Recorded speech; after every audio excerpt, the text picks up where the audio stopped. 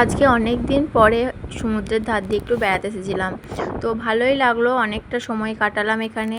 তো বেশ কিছুক্ষণই কাটালাম। তো একাই এসেছিলাম, রনি আমার সঙ্গে আসেনি, কারণ ওর কাজ আছে। ও সবসময় আমার সঙ্গে আসতে পারে না, মানে আসতেই পারে না।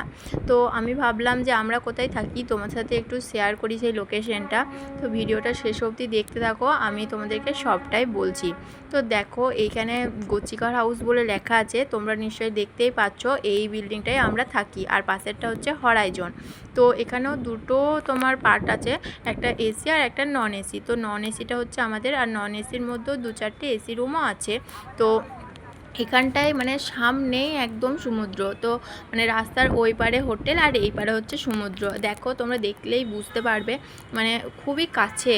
তো অনেকজন তো এরকম মানে তোমার হোটেল চাই সমুদ্রের ধারে। তো যাদের যাদের দরকার তারা আমার সাথে কন্ট্যাক্ট করতে পারো, আমি তোমাদেরকে ফোন নাম্বার দিয়ে দেবো।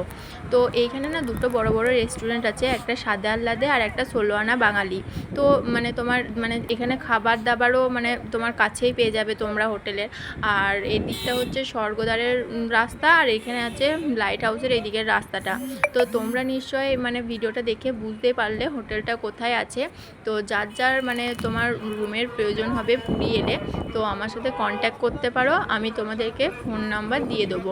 তো ভিডিওটা কেমন লাগলো জানিও। আবার আসি নতুন কোনো গল্প নিয়ে।